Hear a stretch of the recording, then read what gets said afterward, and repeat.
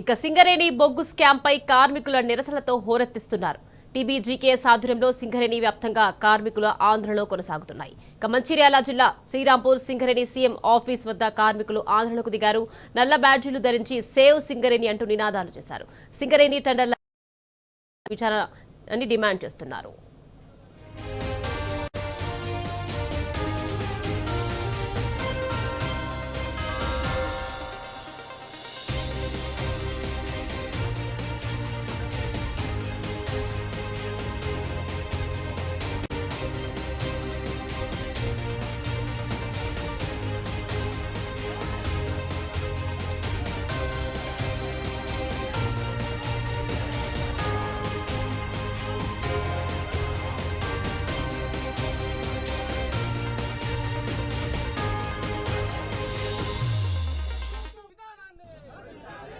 ఇక మంచిర్యాల జిల్లా Srirampur Singareni CM office వద్ద కార్మికుల నిరసనకు సంబంధించి మరింత సమాచారం మా ప్రతినిధి ఉమేష్ మనకు లైవ్ లో అందించేందుకు సిద్ధంగా ఉన్నారు. ఉమేష్, చెప్పండి.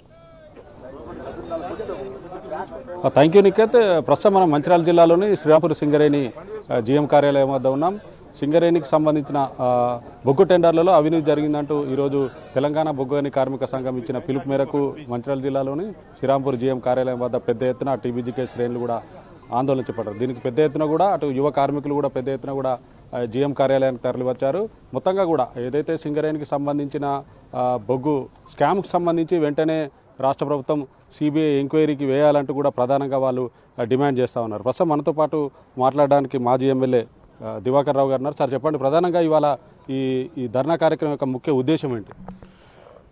గౌరవ కేటీఆర్ గారు అదేవిధంగా యూనియన్ అధ్యక్షులు రాజిరెడ్డి గారు ఈరోజు నిన్న కేటీఆర్ గారి పిలుపు మేరకు నైని ఏదైతే బొగ్గు గనిలో అక్కడ అక్రమాలు జరిగినాయి టెండర్ ప్రక్రియలో, అందులో జోక్యం ముఖ్యమంత్రి గారి బహుమతి, తర్వాత రాష్ట్ర కాంగ్రెస్ ముఖ్య నాయకుల ప్రమేయం ఉంది.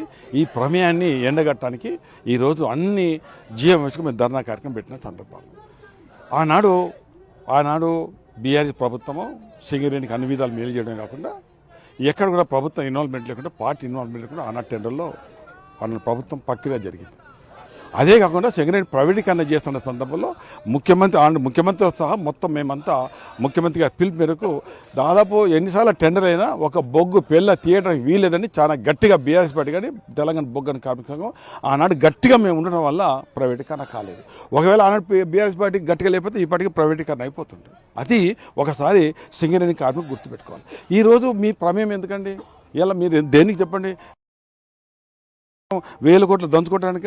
ముఖ్యమంత్రి కలిసింది ప్రజాసేవ చేయడానికి, అదే బామతికి ఈ సంస్థను కట్టబెట్టడానిక? అంటే 1000 కోట్లు దండుకోవడానికి చేస్తున్న సందర్భం కదా. ఆ రోజు ఇలా సైట్ విజిట్ కార్యక్రమం దేనికోసం అంటే సైట్ విజిట్ అంటే నీకు ఇష్టమైతే విత్ సర్టిఫికేట్ ఇస్తే లేకపోతే ఇవ్వవు అంటే ఉద్దేశం వల్ల ఏంటిది? ఇందులో వాళ్ళు చెప్పిన మనుషులకే రావాలి. అందులో వీళ్ళంతా భాగస్వాములు. ఈ సింగరేణి ఏదైతే ఓబీలో కానీ వీళ్ళంతా భాగస్వామ్యం. ఇవాళ ఉన్న మంత్రులు వీళ్ళంతా దాదాపు వాళ్ళకి ఇలా ఎప్పుడైతే ప్రభుత్వం వచ్చిందో ఎక్కడెక్కడ కాంట్రాక్ట్ తీసుకోవాలి. ఆనాడు ఒక 1000 చిన్న కాంట్రాక్ట్ కూడా ఇలా లక్షల కాంట్రాక్ట్ పడుతున్నారు. ప్రభుత్వం రానప్పుడేమో ఒక 10,000 కోట్లు, ఇలా లక్షల కోట్లు ఎక్కడ ఏంటండి? అంటే ఉద్దేశం వల్ల అవకాశం వచ్చింది, దంచుకోవాలి, దాచుకోవాలి, దోచుకోవాలి అనే కార్యక్రమం పోతున్నారు. ఇది సింగరేణి సంస్థకే నష్టం చేసే కార్యక్రమం ఇలా ఏదైతే రేవంత్ రెడ్డి ప్రభుత్వం చేస్తుంది, దీన్ని ఎండగట్టవలసిన బాధ్యత మా పైన.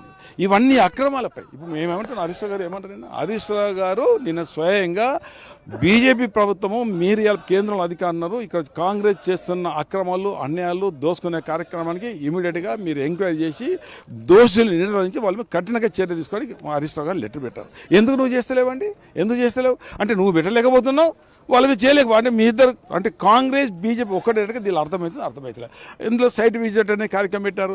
గతంలో బ్లాస్టింగ్ విషయంలో మీరు ఇలా రేటు పెంచే కార్యక్రమం చేస్తున్నారు, లెస్ను ఎక్సైజ్ చేసే కార్యక్రమం చేస్తున్నారు, డీజిల్ని ఇలా మీరు వేరే రకం చేసే అంటే ఏది ఏమైనా ఎక్కడ దొరికితే అక్కడ దోసుకునే కార్యక్రమం ఇలా ఏదైతే కాంగ్రెస్ ప్రభుత్వం కాంగ్రెస్ పార్టీ ముఖ్యమంత్రి గారు అనుచరులు ఇలా సింగరేణి సంస్థ దోసుకునే కార్యక్రమం. దానికి చెప్పండి, ప్రధానంగా ఇవాళ సింగరేణి గత 2 ఏళ్లలో దాదాపు 7 టెండర్లలో కూడా అక్రమాలు జరిగాయని ప్రధానంగా ఆరోపణలు ఉన్నాయి. దీని గురించి ఏమంటారు?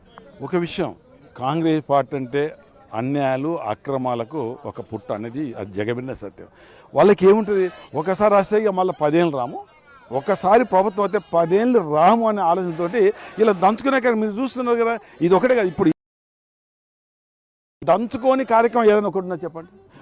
దంచుకోని కార్యక్రమం అంటే అసలు లేనే లేదు. అప్పుడేమో మేమో పారదర్శకంగా వాస్తవంగా మేము గట్టిగా కొట్టాడిపోతే ప్రైవేట్కన్నా కాకపోయినా చెప్పండి. బాగా దాదాపు కారు నియామకాలు అప్పుడు ఒక్కొక్క నెలలో 2 మెడికల్ బోర్డు 2 మార్చిలో పెట్టినంటే ఇవాళ జనవరి హాఫ్ జనవరి, ఇంకా నెలవైనలు అయితే మార్చి పెట్టాలంటే ఉద్దేశం ఏంటిది, పెట్టద్దు, దిగిపోవాలి, 40 నుంచి 25 వేలు కావాలి, 20 వేలు అయితే బాయిలలో మనుషులు కావాలి. అప్పుడు ఏం చేస్తారు, ఆ దానికి అప్పచెప్పే కార్యక్రమం 1000 కోట్లు తీసుకుంటే ఇక వాళ్ళ కుటుంబాలు, ఇక కాంగ్రెస్ వాళ్ళ కుటుంబాలు అంటే ఎమ్మెల్యే కాంచి ముఖ్యమైన దాకా ఒక 30-40 ఏళ్ళ దాకా ఇక వాళ్ళకి ఇక బేసిక్గా రాజకీయం ఉన్నా లేకున్నా ఆ రంగా కాలు మీద కాలుసిన తిరగడానికి ఇలా కాంగ్రెస్ పార్టీ ప్రభుత్వం చేసిన దీనికి ఇడిచిపెట్టాం. ఇలా కేటీఆర్ కావచ్చు, ఇలా కావచ్చు, ఈయన కావచ్చు, మేము ఇడిచిపెట్టాం. ఖచ్చితంగా సిట్టింగ్ జడ్జిని విచారణ జరపాలి. ఎక్కడిక్కడ అడ్డుకుంటామో సింగరేణిలో రూపాయి అన్యాయం జరిగినా, రూపాయి నష్టం జరిగినా ఇలా సింగరేణి కార్మికులతో మేము పోరాటం చేయడానికి సిద్ధంగా ఉన్నాం. సురేందర్ రెడ్డి గారు, మీరు చెప్పండి, గత 10 ఏళ్ల బీఆర్ఎస్ పాలనలో సింగరేణిలో జరిగిన రెండాలు చాలా పారదర్శకంగా జరిగాయి.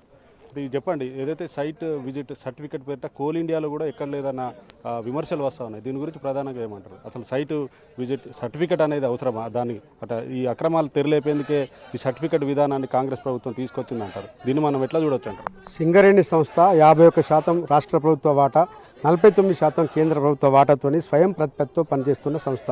ఇందులో ఎలాంటి టెండర్లు జరిగినా కూడా గ్లోబల్ టెండర్లకు ఇన్వైట్ చేసిన తర్వాత ఎక్కడి నుంచైనా ఏ కాంట్రాక్టర్ అయినా నిపుణత ఉన్నవాడు, నిష్ణాతుడైతే తప్పనిసరిగా టెండర్ వేసే అవకాశం ఉండే. దానివలన 5 నుంచి 10%, 10% నుంచి 22% లెస్ టెండర్లు వేసిన సందర్భాలు చాలా ఉన్నాయి. కానీ 2024 ఫిబ్రవరిలో ఈ ప్రభుత్వం వచ్చిన తర్వాత జరిగిన 1-2 టెండర్లో మాత్రమే సైట్ విజిట్ అని లేకుండా ఇవి అన్నీ మాకు రావాలన్న ఉద్దేశంతో, ఎక్సెస్ టెండర్స్ వాడుకోవాలన్న ఉద్దేశంతో సైట్ విజిట్ సర్టిఫికేట్ అని ఒక కొత్త విధానం పెట్టారు. అంటే ఈ టెండర్ వేయాల్సిన కాంట్రాక్టర్లు ఆ సైట్కి వచ్చి విజిట్ చేసిన తర్వాత వాళ్ళు విజిట్ చేసినట్టుగా కంపెనీ యాజమాన్యం వాళ్లకు సర్టిఫికేట్ ఇవ్వాల్సి ఉంటుంది. కానీ ఎవరైతే విజిట్ చేస్తున్నారో వాళ్ళకి సర్టిఫికేట్ ఇవ్వట్లేదు.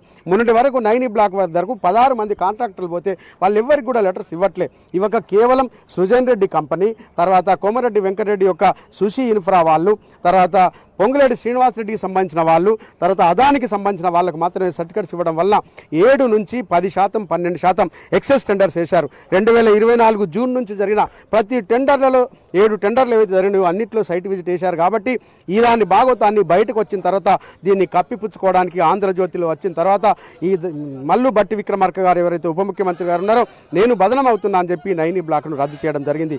మీకు దమ్ము ధైర్యం ఉంటే, నిజంగానే పారదర్శకత ఉంటే ఈ జరిగిన 7 టెండర్లు ఏవైతే సైట్ విజిట్ సర్టిఫికేట్ అని కోల్ ఇండియాలో లేని కొత్త సర్టిఫికేట్ విధానాన్ని పెట్టినో అవన్నింటినీ రద్దు చేయవలసిందిగా తెలంగాణ బొగ్గని కార్మిక సంఘం డిమాండ్ చేస్తుంది. కాబట్టి ఈ పారదర్శకత లేకుండా చేస్తున్న విధానం వలన సింగరేణి కనీసం సింగరేణి డేని కూడా 58 లక్షలు కూడా పెట్టి చేసుకోవాల పరిస్థితుల్లో లేకుండా, సింగరేణి కార్మికులు రిటైర్ అయిన వాళ్ళకి కానీ మిగతా వాళ్ళకు కనీసం మెడిసిన్స్ ఇవ్వలేని పరిస్థితిలో సంక్షేమం అనేది గాలికి వదిలేసి చేస్తున్నారు. కాబట్టి కేవలం 10 కోట్ల రూపాయలు మెస్సీ వస్తుందని చెప్పి సింగరేణి నుంచి తీసుకొని ప్రమేయం లేకుండా ఇస్తున్నారు. కాబట్టి ఈ సంస్థను కాపాడాలన్న ఉద్దేశంతో మొన్నటికి మొన్న మాజీ మంత్రి హరీష్ రావు గారు ఈ 9 బ్లాక్ విషయంలో జరుగుతున్న అన్యాయం గురించి ప్రెస్ మీట్ పెట్టి చెప్పి 2 లక్షల కోట్ల కుంభకోణం దీని వెనుక ఉందని బయట పెట్టగానే ఇమ్మీడియట్గా వాళ్ళు నాలుక ఖర్చుకొని ప్రభుత్వం ఈరోజు వారిని ఫోన్ ట్యాపింగ్ కేసు అనే విషయంలో తీసుకుపోవడం చాలా దారుణం. కాబట్టి ఈ సింగరేణి సంస్థను, సింగరేణి కార్మికులను అయితే టీఆర్ఎస్ పార్టీ వచ్చిన తర్వాత తెలంగాణ బొగ్గని కార్మిక సంఘం చొరవతో ఆలనాడు జాతీయ సంఘాలు పూడగొట్టబడిన వారసత్వ ఉద్యోగాలను తీసుకొచ్చి 18,000 మంది యువకులు ఉన్నారు.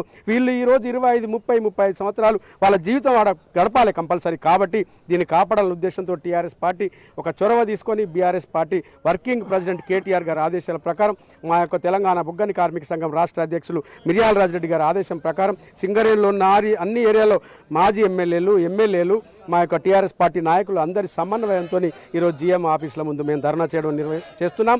ఈ 7 టెండర్లను రద్దు చేయకుంటే తెలంగాణ ఉద్యమం తరహా సింగరేణిని కాపాడుకోవడానికి మళ్ళీ కొత్తగా ఆనాడు పొడగొట్టబడిన వారసత్వ ఉద్యోగాలు అయితే మేము తీసుకొచ్చామో దాన్ని తీసేసే కుట్ర జరుగుతుంది. కాబట్టి దాన్ని కూడా కంటిన్యూ చేయడానికి, మెడికల్ ఇన్వాల్వేషన్ కంటిన్యూ చేయడానికి పోరాట పటిమని తెలంగాణ బొగ్గని కార్మిక సంఘం సింగరేణి కార్మికుల తరఫున చేస్తుందని తెలియజేస్తున్నాం. సురేందర్ రెడ్డి గారు కూడా చెప్పండి, గత 10 ఏళ్లలో బీఆర్ఎస్ పాలనలో తెలంగాణ బొగ్గని కార్మిక సంఘం ఆధ్వర్యంలో కూడా ఎన్నో హక్కులు కార్మికులు సాధించుకున్నారు. ఈ 2 ఏళ్లలో కూడా సింగరేణి కార్మికులు తీవ్రంగా ఇబ్బందులు పడుతున్నారు. కనీసం మెడికల్ కూడా ఏదైతే మెడికల్ బోర్డు పెట్టని పరిస్థితిలో ఇవాళ కాంగ్రెస్ ప్రభుత్వం ఉంది. దీన్ని మనం ఎట్లా చూడొచ్చు అంటారు? టీఆర్ఎస్ పార్టీ హయాంలో కుంభకోణం జరిగిందని రామచంద్రరావు గారు అంటున్నారంటే వాళ్ళు కళ్ళుండి చూడలేని కబోదా ఏందో తెలియట్లేదు. స్వయంగా బొగ్గు శాఖ మంత్రి కిషన్ రెడ్డి గారు మీరు దీని మీద దర్యాప్తును ఆదేశించండి, మీరు దర్యాప్తును ఆదేశిస్తే ఎవరు కల్పిట్స్ అనేది బయటపడుతుంది. టీఆర్ఎస్ హయాంలో గ్లోబల్ టెండర్స్ ఉన్నాయి మాత్రమే.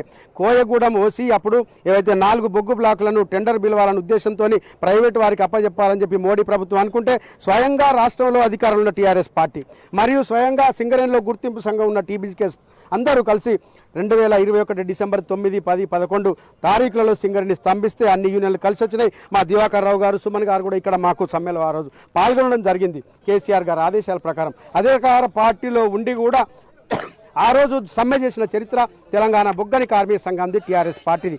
ఆ రోజు ఏ టెండర్లో కూడా పార్టీ ప్రమేయం కానీ ప్రభుత్వ ప్రమేయం లేదు. సత్తుపల్లి ఓసీ3 ప్రైవేటు వారికి వస్తే కేసీఆర్ గారి చుట్టాలకు వచ్చిందన్నారు. అతను ఒక రెడ్డి కులానికి సంబంధించిన అతను. అయినా కూడా అక్కడ ఎలాంటి పర్మిషన్ ఇవ్వకుండా మా పార్టీ ఉన్నంత వరకు 2023 డిసెంబర్ వరకు ఎలాంటి పని అక్కడ జరగకుండా అనుమతులు ఇవ్వలే. కోయగూడెం ఓసీ3 కూడా వేరే కాంట్రాక్ట్కి వస్తే అతనికి ఎలాంటి అనుమతులు ఇవ్వకుండా అతను వెళ్ళిపోయే పరిస్థితులు ఆ రోజు టీఆర్ఎస్ పార్టీ. ఖబర్దార్ మీరు ఒకవేళ గిట్ట టెండర్లో పాల్గొంటే మీకు ఇక్కడ బగ్గు పల్ల ఒక్కడుగా మట్టి తీయనేమని కేసీఆర్ గారు స్వయంగా అసెంబ్లీలో చెప్పారు, బయట చెప్పారు. కాబట్టి ఇంతవరకు అవి స్టార్ట్ కాలే. కానీ దానికి విరుద్ధంగా ఈరోజు వాళ్ళు కాంగ్రెస్ పార్టీ రాగానే అక్కడ సత్తుపల్లి ఓసీ అవుతుందో అక్కడ మన సింగరేణి సంస్థకు సంబంధించిన భూమిని ప్రైవేట్ కాంట్రాక్టర్కి ఇవ్వాలంటే దానికి నిరసించి నిజాయితీగా ఒక డైరెక్టర్ నాకు ఈ డైరెక్టర్ పదవి లేకున్నా పర్వాలేదని చెప్పి సీఎం నుంచి ఆదేశాలు వచ్చినా కూడా నాకు వద్దని చెప్పి డైరెక్టర్ పదవికి రాజీనామా చేసిపోయిందంటే కాంగ్రెస్ పార్టీకి టీఆర్ఎస్ పార్టీకి ఉన్న తేడా ఏందని మీరు అందరూ గమనించవలసిందిగా కోరుతున్నాం. ఆ రోజు కరోనా కష్ట సమయంలో కూడా సింగరేణి కార్మికులు లాభాల వాటా ఇచ్చిన చరిత్ర తెలంగాణ బొగ్గని కార్మిక సంఘంది. ఈరోజు ఎస్టీపీపీలో జరుగుతున్న 3వ యూనిట్ కొరకు 2,000 కోట్ల రూపాయలు ఎక్సెస్ టెండర్ బిల్లు పెట్టారు. ఆ రోజు ఎక్సెస్ పెడితే ఈ టెండర్ రద్దని కేసీఆర్ గారు రద్దు చేశారు. కానీ కాంగ్రెస్ పార్టీ వచ్చిన తర్వాత ఇప్పుడు 3rd యూనిట్ కొరకు ఎక్సెస్ టెండర్, అది పెద్ద కుంభకోణం అక్కడ ఉంది ఎస్టీపీలో. దయచేసి మీరు విలేకరులందరూ దాన్ని బయటకు తీయవలసిందిగా మీ అందరికీ తెలంగాణ బొగ్గని కార్మిక సంఘం మీకు విజ్ఞప్తి చేస్తుంది. సార్ చెప్పండి, ఎట్లా ఉండబోతుంది అంటే ఈ కార్యాచరణ ఎట్లా ఉండబోతుంది ఇవాళ రాష్ట్ర ప్రభుత్వం?